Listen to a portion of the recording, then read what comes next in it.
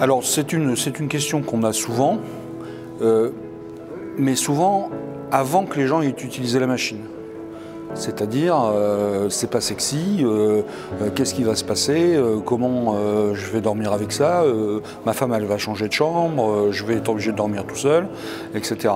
C'est l'arrivée du traitement de la maladie qui va provoquer une réorganisation en termes de couchage, en termes d'installation pour dormir, et tout ça a des répercussions sur soi, mais aussi sur l'autre.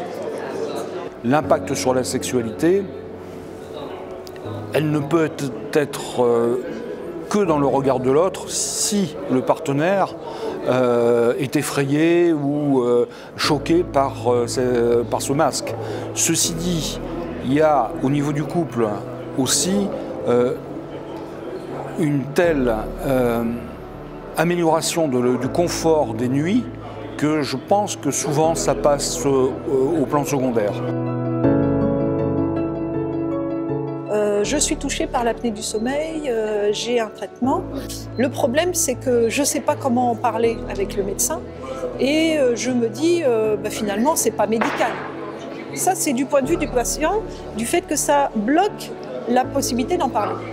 Du point de vue du médecin, je sais que si je commence à parler de problèmes de sexualité, ça va ouvrir sur les couples, sur plein de questions autres que des questions médicales. Donc ça s'entretient mutuellement. Le patient ne va pas parler au médecin de ses problèmes de sexualité et le médecin ne va pas forcément penser ou avoir le temps de parler. Et c'est un engrenage qui se met en place et du coup, on n'en parle pas. Mais moi, jusqu'à maintenant, je n'ai aucun professionnel de santé qui a refusé d'aborder le sujet. Mais si vous avez honte, si vous avez peur d'aborder le sujet, c'est sûr que le problème, vous l'aurez toujours. Et ce problème, ça va s'aggraver parce que ça va vous engendrer d'autres problèmes à côté.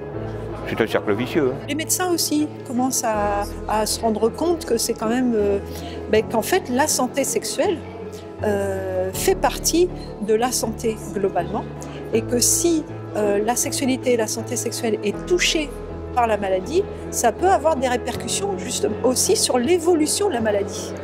Il y a très peu de gens qui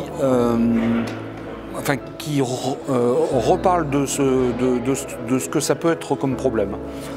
En tout cas, les gens qui sont en couple. Alors, par contre, pour les célibataires, c'est plus difficile. Parce que c'est vrai que leur hantise, c'est de se dire, je vais rencontrer quelqu'un, je vais dormir avec, et à un moment, il va falloir mettre mon masque.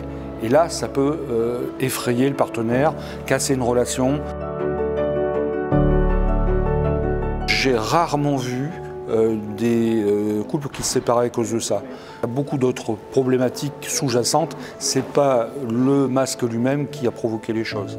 Et la santé sexuelle fait partie des facteurs favorisant le fait d'aller mieux et éventuellement se soigner. Mieux dormir, c'est mieux vivre, la sexualité y compris. De la discussion jaillit la lumière.